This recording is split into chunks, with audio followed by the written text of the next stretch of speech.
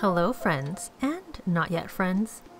It's been a while since the last What I Ate Wednesday video here on Mary's Test Kitchen, so I thought I'd better make it a good one.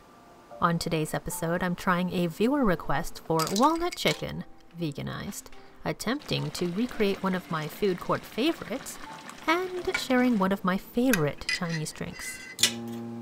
But first, breakfast. Fluffy pancakes. Recipe by the Viet Vegan.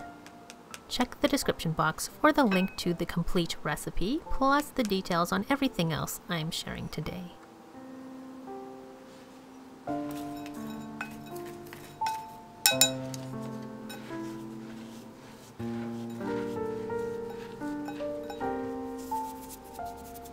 The trick to making fluffy pancakes is folding the wet and dry ingredients together and taking care not to overmix. Overmixing will develop the gluten in the flour and you'll get heavy, gummy pancakes instead of light, fluffy stacks.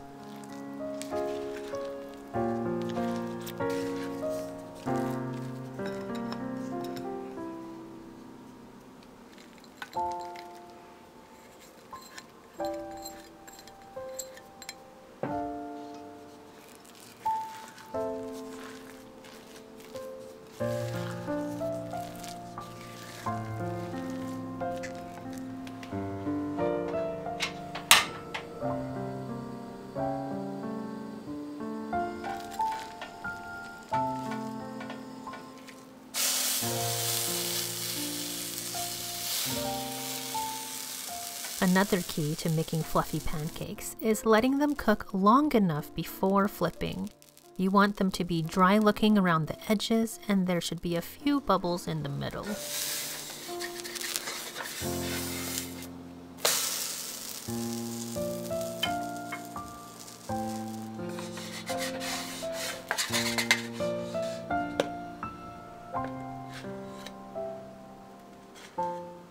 Normally I don't add whipped cream, but I wanted to impress you. Sadly, this can was at its end, so it doesn't look that impressive.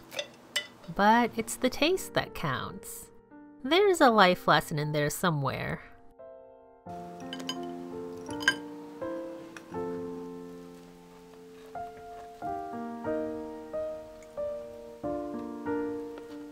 Later on, I was organizing my cupboards and realized I needed to use this can of grass jelly. Or maybe I just wanted a distraction because those cupboards didn't end up getting organized after all.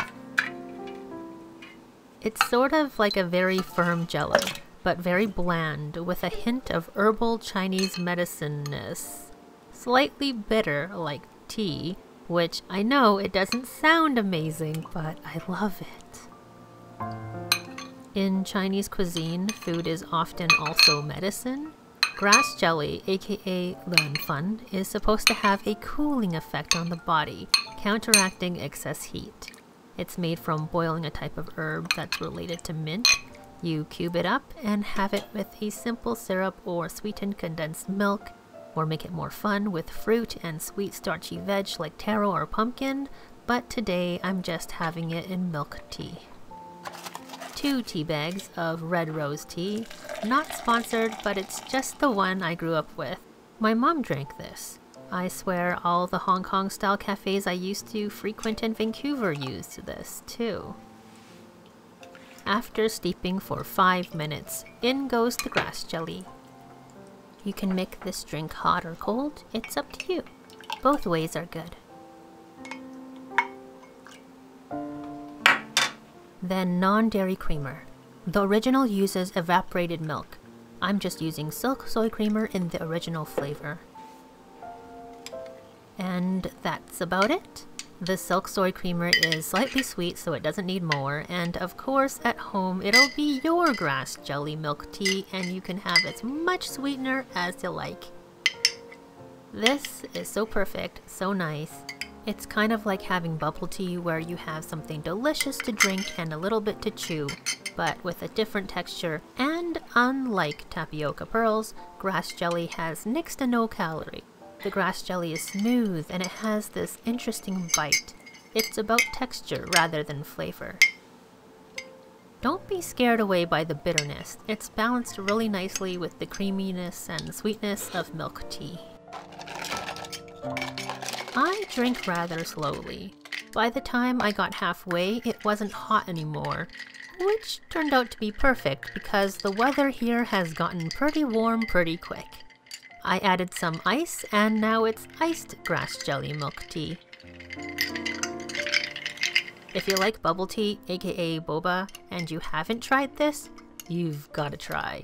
I think you'll really like it. For lunch, I wanted to try recreating a vegan eggplant dish that I used to get all the time from a food court stall called Taste of Sri Lanka. They just called it eggplant curry, but it wasn't like anything I ever had, so I googled and came up with a recipe that looked like it might have the right flavors. And it starts with eggplant. Why is it in plastic? I don't know. I soaked the pieces in water mixed with a dash of salt and a splash of vinegar. I read somewhere that this prevents the eggplant from browning and it tastes better after cooking, but now it's just my habit. While that's soaked, I prepped the rest of the ingredients. I didn't follow the recipe exactly. I didn't have all the right ingredients. I didn't have regular onions, only limpy green onions that were halfway slimy already. I just saved the savable parts. I'll put the actual ingredients and the amounts I used in the description as well as the recipe link because I subbed quite a few things, like bay leaves instead of curry leaves. It won't be the same, but it'll have to do. And lemon juice instead of tamarind, plus some mango powder which is made from unripe mangoes and will add more sourness, and brown sugar.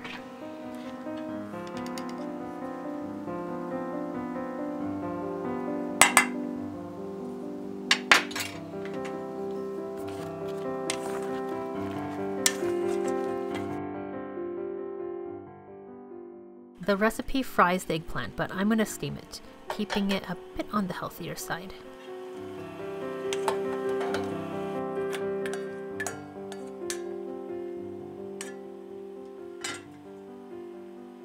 While that goes for 10 minutes, some oil goes in the wok over medium heat. In goes the scallions.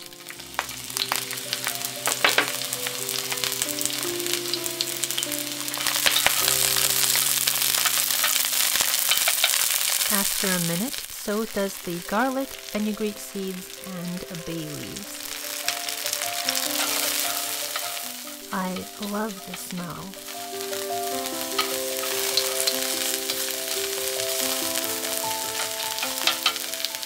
Then tomatoes. They'll cook for a minute.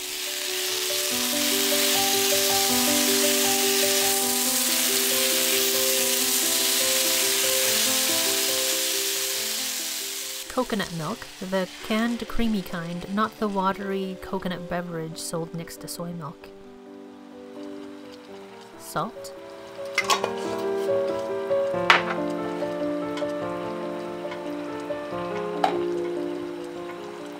And our tamarind alternative.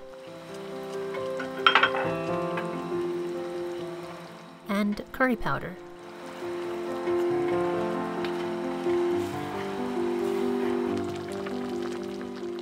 That'll reduce over medium-high for 6 to 8 minutes. And it smells incredible, by the way. Finally, the eggplant. And some kidney beans for funsies.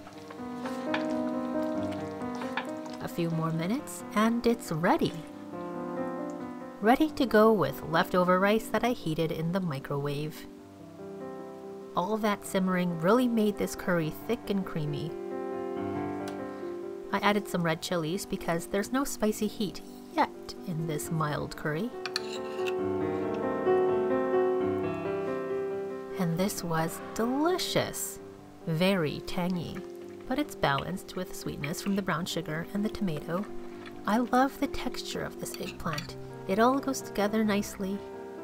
It doesn't really taste like the dish I was trying to recreate though, but I'm getting a better sense of what it should contain, if that makes sense. I'll keep trying, and if it works out, well, there'll be another life lesson in there for ya. A while ago, one of you requested walnut chicken. I had never heard of it, so I googled. And apparently there are 2 ways to make walnut chicken, one a creamy way and one a not so creamy way, so I sure hope I picked the right one. Maybe we'll try the other next time. To start my dinner, first I gotta soak these rice noodles. You can boil rice noodles quickly to cook them, but I'm going to stir fry these, and soaking in lukewarm or cold water helps to soften them just enough so they can be stir fried easily without breaking and turning to mush. While that goes on, I prep the rest of the ingredients, including my twice frozen tofu, which I'll try to pan fry instead of oven frying or deep frying. I haven't tried it in this type of dish, so I don't know if it's going to be any good, but we'll see. The vegan chicken broth I made today is really mushroom bouillon with a bit of nutritional yeast added. And then we'll add Shaoxing wine, soy sauce, and some onion powder. That'll get soaked up by the tofu chicken. When the liquid is pretty well soaked up, I'll add cornstarch. This will hopefully help the juices stay inside and the outside can get browned. Now we're ready for the wok. First step, toast the walnuts.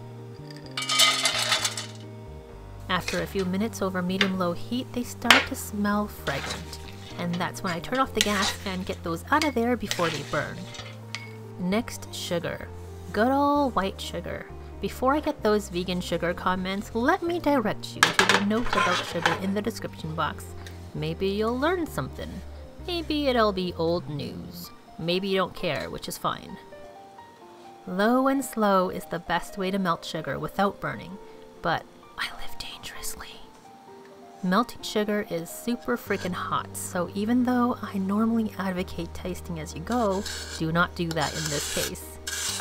Just let that sugar melt slowly, turn liquid, and amber.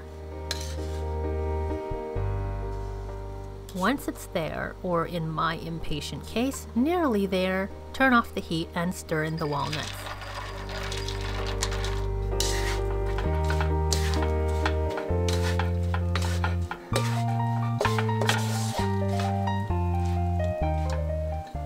Then quickly transfer onto a lined baking sheet and try to spread out the candied walnuts.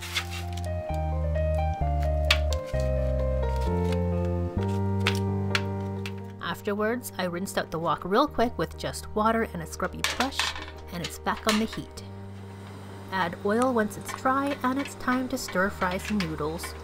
Aromatics first, ginger and garlic.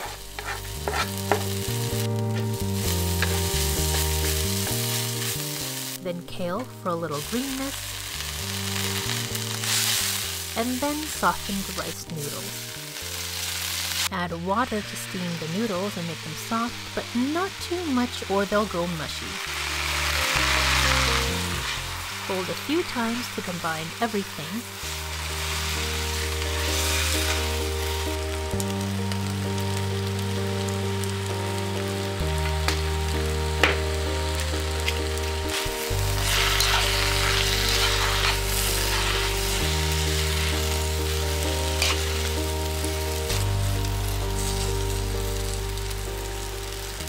And in a couple minutes, it's done.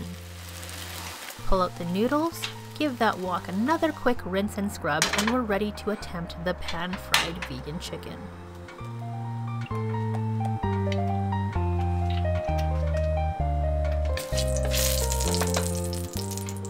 As soon as it goes in, I can tell this is gonna get messy.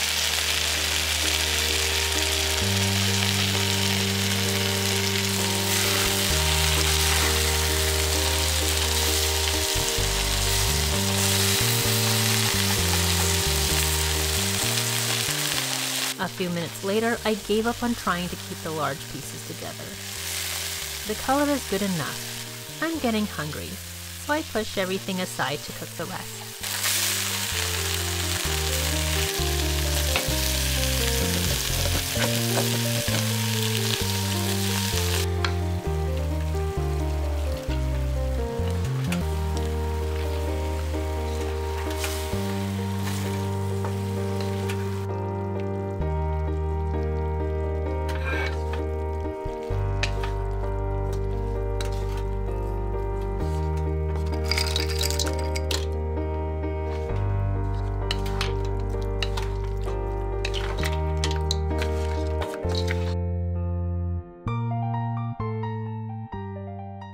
and let's eat.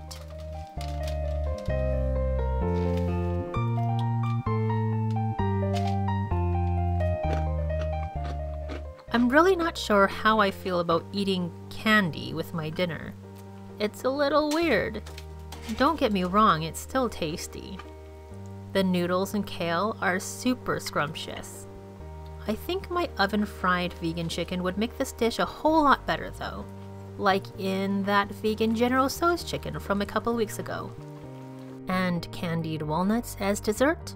Pretty nice. And that was my more sugary than usual food day. I don't like sugary dishes every day, but you wouldn't know for my channel because more sugar is coming soon. I'm working on donuts and ginger beef, not beef, and they're going to be incredible. So make sure you're subscribed and check that you have notifications on so you don't miss them. As always, thanks so much for watching, my friends. Please give this video a thumbs up if you liked it and leave any questions in the comments. I'll do my best to answer. But also maybe check the description first because often you'll find your answers there. Bye for now!